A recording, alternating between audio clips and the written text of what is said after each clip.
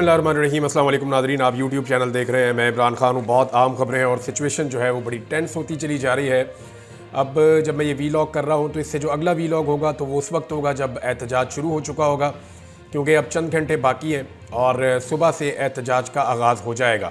एतवार 24 नवंबर ये पाकिस्तान की तारीख का एक यादगार दिन होगा और उसकी वजह यह है कि पाकिस्तानियों के पास एक बहुत बड़ा मौका है कि वो अपना हक हासिल कर सकते हैं और एस्टेब्लिशमेंट और उसके गलत फ़ैसलों को हमेशा के लिए शिकस्त दे सकते हैं। पाकिस्तान तहरीक इंसाफ ने एक हंगामी मीटिंग की है। उस मीटिंग के अंदर जो चीज़ें तय हुई वो मैं पहले आपके सामने रख दूं। पाकिस्तान तहरीक इंसाफ की पॉलिटिकल कमेटी का हंगामी इजलास हुआ और ये 22 और 23 नवंबर की दरमियानी रात को हुआ था, जिसमें इस बात का फ़ैसला किया गया कि इमरान खान की हदायत के मुताबिक जो पुरअमन एहतजाजी तहरीक है उसका आगाज़ 24 नवंबर को अपने वक्त पर होगा और पाकिस्तान के हर शहर से होगा और काफ़िले इस्लामाबाद की तरफ अपने सफ़र का आगाज़ करेंगे। इजलास में इस बात का आदा किया गया कि ये तहरीक उस वक्त तक जारी रहेगी जब तक इसके अहदाफ हासिल नहीं हो जाते। ये है सबसे इम्पॉर्टेंट चीज़ कि जब तक हदफ हासिल नहीं हो जाता तब तक ये तहरीक जारी रहेगी। ये अहदाफ जो हैं वो मंदरजा झेल हैं। नंबर 1, पाकिस्तान भर में जितने भी बेगुनाह कैदी हैं और पार्टी के लीडरान हैं और कारकुनान हैं, इन सारों को जो है वो रिहा किया जाए जो लोग बेगुनाह कैद हैं। नंबर 2 जो मुतालबा है वो ये है कि 26वीं आईनी तरमीम जो है उसकी तनसीख हो, उसको ख़त्म किया जाए। तीसरा मुतालबा जो है वो बहुत इंपॉर्टेंट है कि 8 फरवरी के इलेक्शन के जो हकीकी मैंडेट है उसको बहाल किया जाए। और इसके अलावा पॉलिटिकल कमेटी ने मुल्क की बिगड़ती हुई माशी सूरत हाल और दहशतगर्दी के बढ़ते हुए वाक़यात का नोटिस भी लिया और मामलात को फौरी हल करने के ज़ुमरे में हुकूमती बेहिसी और बेबसी को शदीद तनकीद का निशाना बनाया। पॉलिटिकल कमेटी ने पाकिस्तान तहरीक इंसाफ के कारकुनान और मुख्तलिफ शोबों से ताल्लुक़ रखने वाले अवाम से अपील की है कि वो पुरअमन एहतजाज में जोक दर जोक शिरकत करके उसे कामयाब बनाएं ताकि पाकिस्तान में आइन और कानून के मुताबिक जमहूरी दौर का आगाज़ हो सके, रियासत के अवाम का एतमाद बहाल हो और एक बेहतर मुस्तकबिल की नवीद सुनाई जा सके। बेहतर मुस्तकबिल की उम्मीद तो आपको तब होगी ना जब लोगों का ट्रस्ट वापस आएगा। लोगों को मौजूदा हुकूमत के ऊपर, सिस्टम के ऊपर यकीन ही नहीं है। जब लोगों का यकीन नहीं है तो लोग इन्वेस्ट नहीं कर रहे, लोग इस मुल्क में पैसा लगाना नहीं चाहते। हुकूमत जो है उसने आखिरी कोशिशें की हैं पाकिस्तान तहरीक इंसाफ से रब्ते करके कि किसी तरह इस एहतजाज को मौखर करवा दिया जाए, मुलतवी करवा दिया जाए, क्योंकि पूरा का पूरा निज़ाम डरा हुआ है। निज़ाम पूरा का पूरा स्टेक पर है। उसकी एक वजह तो ये भी है कि सब ये जानते हैं कि मामला उतना आसान नहीं है, इदारों के अंदर भी बड़ी बेचैनी है और ये खबरें हमें मिल रही हैं। ऊपर ऊपर से जो चीज़ें आपको दिखाई दे रही हैं ऐसे नहीं है, अंदर बड़ी हलचल है, इदारों में भी बड़ी बेचैनी है। ऊपर से पुरसकून और मुस्कुराते हुए चेहरे जो आपको नज़र आ रहे हैं, इनके अंदर बड़े दुख हैं, बड़े प्रॉब्लम्स हैं जिनको ये फेस कर रहे हैं और वो ये जानते हैं कि इंटरनेशनल प्रेशर एक लेवल से ज़्यादा बढ़ गया है। अगर पाकिस्तान के अंदर से कोई तहरीक चली तो ये सारा उदल पदल हो जाएगा और हमारे हाथ से गेम निकल जाएगी। जिनको मैंने जो बात समझानी थी लोगों को समझ आ गई है, इशारा काफ़ी है। अब हुकूमत ने जो रब्ता किया बैरिस्टर गौर से कि जनाब आप इसको मौखर कर दें, हमारे को बेलारूस के कोई हुक्मरान आ रहे हैं। अच्छा, बेलारूस हमने पहले कभी सुना भी नहीं, उन्होंने पाकिस्तान को देना क्या है। बहरहाल आ रहे हैं तो बड़ी अच्छी बात है, हमारे मेहमान है वो आए। पाकिस्तान तहरीक इंसाफ ने एक सड़क से जाना है सीधा और एक डी चौक में पहुँचना है, वहाँ उन्होंने एहतजाज करना है। तो वो तो मेहमान आ सकते हैं, वो हेलीकॉप्टर पे आएंगे, बड़े आराम से पहुँचेंगे, अपना इंजॉय करें, अपनी एक्टिविटी देखें। मेहमानों को तो कोई कुछ नहीं कह रहा, उनको तो वेलकम करती है सारी पाकिस्तान की कौम। हम तो इस हवाले से पाकिस्तानी कौम बड़े ज़बरदस्त लोग हैं। तो ये तो हुकूमत ने खुद ऑप्शन लिया कि सारा कुछ बंद कर दिया। बहरहाल बैरिस्टर गौर ने कहा जी कि मैं अपनी पार्टी से पूछ के आपको बताऊँगा। जबकि अली अमीन गंडापुर से जब रब्ता किया गया और उनसे पूछा गया इस हवाले से तो उन्होंने कहा जी मेरा तो कंट्रोल ही इमरान खान के पास है, मुझे तो जो इमरान खान कहेगा मैं अब वही करूंगा। माजी में उनके साथ लोगों के गिले शिकवे रहे, लगता है कि वो गिले शिकवे धोने के मूड में है। उन्होंने कहा जी मुज़ाकरात अगर होंगे तो इमरान खान साहब बाहर आएंगे, उनके आने के बाद होंगे। इमरान खान साहब बाहर आ जाए, वो आगे बताएं, फिर मुज़ाकरात करेंगे। अभी कोई मुज़ाकरात नहीं है और मैं इस एहतजाज को नहीं रोक सकता, मेरा कंट्रोल इमरान खान के पास है। मामला वहीं जाके फंस गया जहाँ पे अक्टूबर में फंसा हुआ था, लेकिन अक्टूबर में लीडरशिप ने काम ख़राब कर दिया था। इस दफ़ा देखते हैं क्या होता है। दूसरी एक खबर यह है कि धमकियां लगवाई जा रही हैं बहुत ज़्यादा। हुकूमत दोनों काम कर रही है, एक तरफ रिक्वेस्ट करती है, मिन्नत करती है, पाँव पकड़ती है, दूसरी तरफ हुकूमत धमकियां भी लगाती है। अब धमकियां लगाने के लिए जो बंदे एस्टेब्लिशमेंट ने रखे हुए हैं वो फैसल वाडा टाइप के हैं, कुछ जर्नलिस्ट भी हैं हमारे। अब वो आगे धमकियां लगाते हैं कि लोगों को बहुत मारेंगे, बड़ी फैंटी लगाएंगे, इस तरह मारेंगे, खाले उधेड़ देंगे, ये करेंगे वो करेंगे। और बेशर्मो बेगैरतो जाके दहशतगर्दों को धमकियां लगाओ। बेशर्म लोगों जाके धमकियां लगानी है तो उनको लगाओ जो पाकिस्तानियों का खून बहा रहे हैं। तहरीक इंसाफ ने कितने बंदे मारे हैं आज तक? कोई बंदा नहीं मारा। तहरीक इंसाफ के अपने बंदे मारे गए हैं कई। अभी दोबारा कल परसों एक और आदमी जो है वो बेचारा अपने घर में था, उसके ऊपर अटैक किया, वो भाग रहा था, उसको मार दिया पकड़ के। तो लगातार पाकिस्तान तहरीक इंसाफ का खून बहा है। ये कोई दहशतगर्द जमात नहीं है, पाकिस्तान की एक पॉलिटिकल पार्टी है। आप इससे मुज़ाकरात भी करना चाहते हैं, दरखास्तें भी आप इनसे करते हैं और फिर आप इनको धमकियां भी लगाते हैं। भाई धमकियां लगानी तो पाकिस्तान के दुश्मनों को जाके लगाओ, वहां तुम चुप हो जाते हो, वहां तुम्हारी आवाज नहीं निकलती, वहां तुम कुछ कर नहीं सकते। जब मारोगे अपने लोगों को मारोगे क्या? ये जो फैसल वाला धमकियां लगा रहा है किसके बेहाव पे लगा रहा है? ये जो बाकी लोग धमकियां लगा रहे हैं किसके बेहाव पे लगा रहे हैं? क्या रियासत पाकिस्तान को वो ये चाहते हैं कि वो पाकिस्तान के शहरियों को ही मारे? बस दहशतगर्दों से नहीं लड़ना, मुकाबला नहीं करना दुश्मन का। तो वहां पे इनकी जुबान बंद हो जाती है। जो धमकी लगानी है अपने लोगों को ही लगानी है इन्होंने। अब इसके बाद जो है मोहसिन नकवी ने एक और स्टेटमेंट दिया। उसने कहा जी हम मजबूर हूं और इस्लामाबाद हाई कोर्ट के हुक्म का पाबंद हूं, और इस्लामाबाद का हाई कोर्ट जो है उसका हुक्म है कि इस्लामाबाद में कोई एहतजाज नहीं होगा, तो उसकी इजाज़त नहीं देंगे। और भाई इस्लामाबाद हाई कोर्ट का हुक्म क्या है, उसकी क्या हैसियत है? अभी इस्लामाबाद हाई कोर्ट ने बार बार हुक्म दिया, आगे इस्लामाबाद हाई कोर्ट में माजरत भी की, फिर भी इमरान खान से मुलाकात नहीं करवा रहे इमरान खान साहब के पार्टी के लोगों की। जूते के नोक के ऊपर रखा हुआ है सिर्फ अडियाला जेल के अमले ने इस्लामाबाद हाई कोर्ट का हुक्म। इधर वजीर दाखिला इतने अच्छे बन के दिखा रहे हैं। हाई कोर्ट्स की और जजों की इज्जत आपने खुद ही खत्म कर दी है। जब भी कभी कोई जज गैरत में आएगा और आकर कहेगा जी मेरा हुक्म क्यों नहीं माना, तो उसके सामने 100 मिसालें पेश की जा सकती हैं कि जनाब आपने 40 दफ़ा कहा कि इमरान खान को मिलवाओ, उन्होंने नहीं मिलवाया। आपने फलां काम कहा, उन्होंने नहीं किया। आपने उसको छोड़ने को कहा, उन्होंने नहीं छोड़ा। आपने कहा इसको ट्रैवल करने दो, इन्होंने नहीं करने दिया। हजारों ऐसी चीज़ें की गई हैं कि इस्लामाबाद हाई कोर्ट या सुप्रीम कोर्ट अब अदालत का हुक्म मानना है तो जाओ जाके मखसूस नशिस्तें पाकिस्तान तहरीक इंसाफ को दे दो। तहरीक इंसाफ की मखसूस नशिस्तें हैं ना, वो उनको दे दी जाए। अदालत का हुक्म मानना है तो जो तहरीक इंसाफ के लोग हैं उनके एफिडेविट के मुताबिक उनको तहरीक इंसाफ का साबित किया जाए। अदालती हुक्म इन्होंने सिर्फ वही मानना होता है जहां पे इन्होंने फस्तायत, जबर और जुल्म के लिए अदालती ऑर्डर का सहारा लेना होता है। और एतजाज एहसन साहब ने कहा है कि जी अदालत जो है ना दफ़ा 144 नहीं लगा सकती। ये जज का इख्तियार ही नहीं है कि वो पुरअमन एहतजाज को रोक सके या उससे मना कर सके। उसकी वजह यह है कि ये आईने पाकिस्तान के अंदर ये हक मौजूद है और इस हक को छीना नहीं जा सकता। अब एक और चीज़ है नाज़रीन, वो मैं आपके साथ शेयर करता हूँ कि और किसी को यकीन है या नहीं है, मौजूदा हुक्मरानों को पूरा यकीन है कि इनकलाब बिल्कुल करीब आ चुका है। वो इसलिए कि मैंने मुख्तलिफ जगहों से रिपोर्टें इकट्ठी की तो पता चला कि इनके अपने घरों की तरफ जाने वाले जितने रास्ते हैं ना, उन सब के ऊपर डबल सिक्योरिटी खड़ी की गई है। वहाँ ज़्यादा कंटेनर पहुँचाए गए हैं, वहाँ ज़्यादा रुकावटें लगाई गई हैं। यानी इनको इस बात का आइडिया है कि किसी वक्त भी पाकिस्तान में इनकलाब आ सकता है। ये उसको रोकने की पूरी कोशिश करेंगे, पूरी रियासती मशीनरी को इस्तेमाल करेंगे, पुलिस को इस्तेमाल करेंगे, इदारों को इस्तेमाल करेंगे। लेकिन जो इदारों के अंदर लोग काम करते हैं, क्या उनके बच्चों ने भी इन्हीं हुक्मरानों के बच्चों का गुलाम रहना है? वो इस बात को सोच लें। उन्होंने तो अपनी ज़िंदगी में गुलामी कर ली है, लेकिन अगर आज पाकिस्तान के अवाम आपकी गुलामी ख़त्म करने के लिए निकल रहे हैं और आपके बच्चों के मुस्तकबिल के लिए निकल रहे हैं, तो कम से कम इस बात के ऊपर गैरत खाइए और अवाम का रास्ता रोकते हुए इस बात का एहसास रखिएगा कि वो आपके बच्चों के मुस्तकबिल के लिए निकले हैं। मुझे अच्छी तरह एक बात याद है, मुझे वो उठा कर ले गए ना ये एंटी करप्शन वाले, मुंह पे कपड़ा डाल के रात को।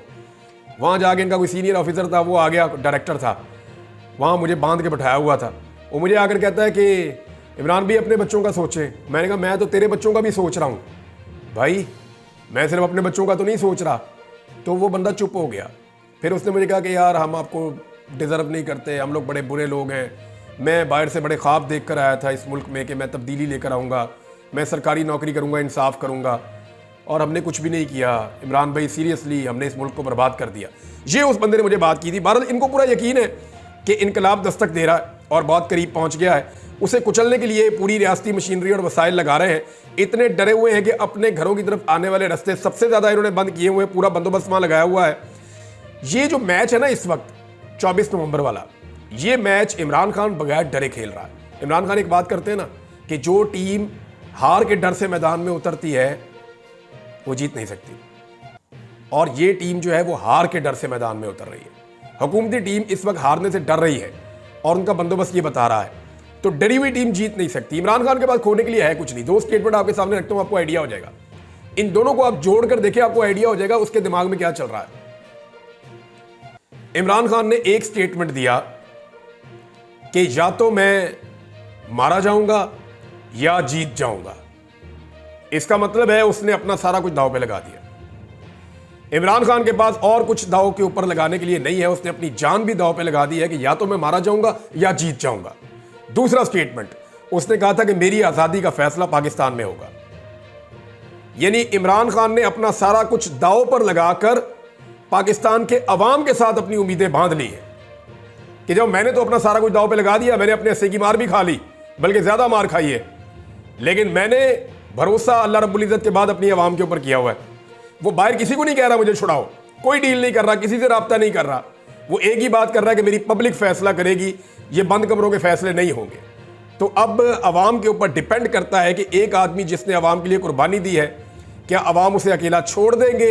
मुझे ऐसा नहीं लगता, क्योंकि हुकूमत की जिस किस्म की टांगें कांप रही हैं या जैसी वो हरकतें कर रहे हैं, उससे तो ऐसा लगता है कि हुकूमत को इस बात का आइडिया है कि अवामी सैलाब आ रहा है। दूसरा एक और बड़ी इंपॉर्टेंट चीज़ है, मैं आपको मिसाल देकर समझा देता हूँ। हम जब क्रिकेट खेलते थे ना, तो खिलाड़ियों को लेने के लिए जाते थे। एक दो लड़के ऐसे थे जो सुबह सुबह सोते हुए बन जाते थे, उनको उठाते रहो, दरवाज़ा खटखटाते रहो, दरवाज़ा ही नहीं खोलते थे। एक दिन हमने क्या किया कि बाहर से ताला लगा दिया। वो अंदर से दरवाज़ा नहीं खोल रहे थे, हम बाहर से ताला लगा के चले गए। उसके बाद उन्होंने दोबारा कभी ऐसी हरकत नहीं की। तो यहाँ पे हुकूमत ने अंदर से कुंडी लगा दी है इस्लामाबाद को, सारा बंद करके ना। और इनको ये नहीं पता, इन्होंने इस्लामाबाद और लाहौर को बंद करके अंदर से ताला लगा दिया है या कुंडी लगा दी है। तो लाहौर के अंदर 1 मिलियन से ज्यादा वोट पड़ा है पाकिस्तान तरीके इंसाफ को। अगर लोग लाहौर के अंदर निकल आए तो आपको भागने का रास्ता भी नहीं मिलेगा, जो आपने ब्लॉकेज लगाए हुए हैं। इसी तरह इस्लामाबाद के अंदर आपने 30-35 हज़ार बंदा इकट्ठा किया, पुलिस वाला ज्यादा से ज्यादा। 3 लाख तो वोट पड़ा है पाकिस्तान तरीके इंसाफ को, और तरीके इंसाफ के वर्कर बड़ी तादाद में इस्लामाबाद में पहुंचे भी हुए। उन्होंने कॉल दे दी है कि वो 0 पॉइंट से शुरू हो जाएंगे अपना एहतजाज करने के लिए, डी चौक की तरफ वो जाएंगे। तो अब जनाब हुकूमत ने अंदर से कुंडी लगा दी है इस्लामाबाद के। अगर पाकिस्तान तरीके इंसाफ बाहर से कुंडी लगा दे और आकर बाहर बैठ जाए तो इस हुकूमत के साथ क्या होगा? जो होगा वो मैं आपको बताता हूँ, लेकिन पहले आप वजीर खजाना का स्टेटमेंट देखें। पाकिस्तान का वजीर खजाना, जिसका ताल्लुक किसी पॉलिटिकल पार्टी से नहीं है, नून लीग ने उसको सेनेटर बनाया, एस्टेब्लिशमेंट का वो आदमी है, उसने बताया कि एक दिन का अगर एहतजाज होता है और शहर बंद होते हैं तो उसका नुकसान 190 अरब रुपए होता है। 190 अरब रुपए का नुकसान होता है एक दिन अगर शहर बंद हो जाए। ये बंदिश पाकिस्तान तहरीक इंसाफ ने नहीं की। तहरीक इंसाफ ने एहतजाज करना था डी चौक में, आप पारा मार्केट खुली होती, कोई फर्क नहीं पड़ता। बाकी सारे जितने मरकज हैं वो खुले होते, पूरा रावलपिंडी खुला होता, पूरा लाहौर खुला होता, लोग अपना काम कर रहे होते। तो पाकिस्तान तहरीक इंसाफ ने को पहिया जाम या हड़ताल की कॉल तो नहीं दी थी ना, उन्होंने तो इस्लामाबाद में एहतजाज की कॉल दी थी। इस्लामाबाद को, लाहौर को और बाकी शहरों को, पूरे पाकिस्तान को बंद किसने किया? सारे पाकिस्तान को बंद किया इस वक्त मौजूदा हुकूमत ने। तो 190 अरब रुपए रोजाना का जो नुकसान है वो कौन कर रहा है? हुकूमत खुद कर रही है, क्योंकि हुकूमत ने अपनी चॉइस के तहत पूरे पाकिस्तान को बंद कर दिया है। अब वो ये कहते हैं कि जीडीपी को मिला लें, टैक्स को मिला लें, जो एक्सपोर्ट्स हैं उनको मिला लें, अगर सारी चीज़ों को इकट्ठा करें तो हम आपको बिल्कुल दुरुस्त तखमीना बता रहे हैं। आदाद शुमार के मुताबिक ये 190 अरब रुपए रोजाना का नुकसान बनता है, और ये नुकसान 1-2 दिन से ज़्यादा बर्दाश्त नहीं कर सकता पाकिस्तान, ये उन्होंने कहा। अब हुकूमत ने अंदर से कुंडी लगाई हुई है। अगर पीटीआई बाहर से कुंडी लगा के बैठ जाए, हम अंदर आते ही नहीं है, आप खुद ही ये रुकावटें हटाएंगे, कंटेनर हटाएंगे, इन खंदकों को आप भरेंगे तो हम आएंगे, आके अपना एहतजाज करेंगे। अदरवाइज हम यहाँ बैठे हैं, आप फिर बंद रखें पाकिस्तान को। अब ये तो हुकूमत की चॉइस है ना कि वो लोगों को पुरअमन एहतजाज करने का हक देती है, जो आईने पाकिस्तान के अंदर लिखा हुआ है, या नहीं देती। अगर हुकूमत आईने पाकिस्तान के अंदर लिखा हुआ पुरअमन एहतजाज अवाम को नहीं करने देती, तो फिर हुकूमत जिम्मेदार है कि रोजाना 190 अरब रुपए का नुकसान हो रहा है, और ये पाकिस्तान, इसका खुमियाजा पाकिस्तान भुगतेगा। फॉर गॉड से हुकूमत को समझना चाहिए, इस बात को अंडरस्टैंड करना चाहिए कि इससे वो निकालेंगे क्या, इससे तो काम और खराब करेंगे वो। देखिए एक चीज बड़ी क्लियर है कि इस दफा अगर ये माफिया बच गया ना, तो फिर इनको एक दफा फिर ऑक्सीजन मिल जाएगी, और फिर ये पाकिस्तान के फैसले बंद कमरों में करते रहेंगे, अवाम की राय के खिलाफ करते रहेंगे। यहाँ पे मईशत भी खराब होती रहेगी, महंगाई भी बढ़ती रहेगी, दहशतगर्दी भी बढ़ती रहेगी, करप्शन और लूटमार बढ़ती रहेगी, जबर और फस्तायत जो है वो इसी तरह जारी रहेगा। चंद खानदानों की हुक्मरानी है, वो पहले भी चल रही है, आइंदा भी चलेगी। अब हम अपने बचपन से ये चीज़ें देख रहे हैं, हमारे बड़ों ने इनके खिलाफ लड़ाई नहीं की, इन माफियात के खिलाफ, और अगर हम भी ये लड़ाई अपने बच्चों के लिए छोड़ जाएंगे तो कल उनको लड़नी पड़ेगी। लेकिन इस लड़ाई में इनको शिकस्त होनी है एक दिन, आज हो जाए 10 साल 20 साल बाद हो जाए, लेकिन इन्होंने इस लड़ाई को हारना है एक दिन, इनको सरेंडर करना पड़ेगा एक दिन। तो इस माफिया से अगर आप लड़ लेंगे तो आपके बच्चों को नहीं लड़ना पड़ेगा, और अगर आप नहीं लड़ेंगे तो जिस तरह आपके बड़े आपके लिए लड़ाई छोड़ गए हैं, कल आप अपने बच्चों के लिए इस लड़ाई को छोड़कर चले जाएंगे। हुकूमत इतनी बुखलाई हुई है नाजरीन के रास्ते बंद किए हुए और एम्बुलेंसें उसके अंदर फंसी हुई हैं। जेलम में रिपोर्ट हुआ कि एक शख्स जो है वो जा रहा था एम्बुलेंस के अंदर, उसको मरीज को लेकर जा रहे थे उसके लवाहिकीन, और फिर वो वहाँ पे जाम बहक हो गया। बाद में रास्ता फिर भी नहीं दिया तो वो हाथों के ऊपर उठा के उसकी लाश वहाँ से उसके लवाहिकीन लेकर गए। एक बच्ची का वालिद जो है वो मिन्नतें करता रहा बड़ी देर तक कि आप रास्ता खोल दें, मुझे अपनी बेटी को हॉस्पिटल लेकर जाना है, लेकिन उस बच्ची को अस्पताल नहीं जाने दिया गया। वो बच्ची भी वहाँ इंतकाल कर गई। उसका बाप उसकी लाश गोद में उठाकर लेकर जा रहा था। पाकिस्तानी मीडिया ने नाच नाच के बेशर्मी के घुंघरू तोड़ देने थे अगर ये काम किसी और जगह पे हुआ होता था, क्योंकि ये मरियम नवाज की हुकूमत कर रही है, क्योंकि ये शहबाज शरीफ की हुकूमत कर रही है, और ये लोग मीडिया का पेट भरते हैं, मीडिया को पैसा देते हैं, लिहाजा मीडिया कुछ बोलने के लिए तैयार ही नहीं है। बेशर्मी की इंतहा है। बुशरा बीबी के हवाले से नादरीन, जिस बंदे ने पर्चा करवाया था ना बुशरा बीबी पे, वो खुद क्रिमिनल निकला है। मैं आपको जरा थोड़ा सा रिकॉर्ड बता देता हूँ कि जब शहीद अरशद शरीफ पे पर्चे हुए ना तो उन्होंने तहकीकात की थी, मेरे ऊपर हुए, उन पे हुए, साबिर शाकिर पे हुए और सभी इब्राहिम साहब पे, हम 4 लोगों पे पहले पर्चे हुए थे। वो जो मुद्दई थे ना, जब हम मुद्दइयों तक पहुंचे तो पता चला कि उन मुद्दइयों में सारे ही तकरीबन जो है वो क्रिमिनल्स हैं, वो जराइम पेशा लोग हैं। और वो क्योंकि एजेंसियों की तरफ से पुलिस को कहा गया था कि ये आपने FIR दर्ज करनी है इन 4 सहाफ़ियों पे, तो पुलिस ने ऐसा किया कि वो मुद्दई जो क्रिमिनल टाइप के लोग होते हैं उनको बुलाया, इधर आए, पर्चा दे, इसमें दस्तखत कर। वो बेचारे क्रिमिनल हैं, उन्होंने बेचारों ने दस्तखत कर दिए। तो इसी तरह बुशरा बीबी का जो मुकदमा जनूबी पंजाब में दर्ज करवाया मरियम नवाज ने, वो भी एक जराइम पेशा फ़र्द को इस्तेमाल किया। गुलाम यासीन के खिलाफ मुख्तलिफ थानों में मुकदमात दर्ज हैं, ये सज़ा याफ्ता भी है, और जिस थाने में इसने मुकदमा दर्ज करवाया इसी थाने में भी ये मुलजिम रह चुका है और इसे सज़ा भी हो चुकी है। यानी इसके ऊपर अजीबोगरीब किस्म के मुकदमात हैं और बेशरम किस्म का आदमी है, इसको उठा के तो बुशरा बीबी के खिलाफ एक मुद्दई के तौर पे खड़ा कर दिया रियासत ने और मुकदमा करवा दिया। जो करने वाला काम है वो ये नहीं कर रहे। यानी इस वक्त ज़िला करम के अंदर सूरत हाल इतनी ख़राब है कि मज़ीद 20 के करीब लोग वहाँ पर जांबक हो गए। यानी पहले जो कुछ हुआ रास्ते में, जो एक टारगेट किलिंग हुई, दहशतगर्दी का वाक़या हुआ, 45 लोग वहाँ पे जान से गए। उसके बाद अब जो है वो 18 से 20 लोग दोबारा रिपोर्ट हो रहे हैं कि वो जो झड़पें हो रही हैं, जो लड़ाइयाँ हो रही हैं, उसके अंदर इतने लोग जो हैं वो जांबाक हो गए हैं।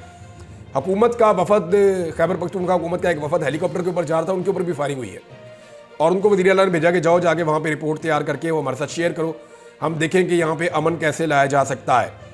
लेकिन सिक्योरिटी तो सारी उठा कर ले गए हैं इस्लामाबाद में, तवज्जो सारी इस्लामाबाद में है, इंटेलिजेंस का ऑपरेटर सारा काम कर रहा है इस्लामाबाद के एहतजाज को रोकने के लिए।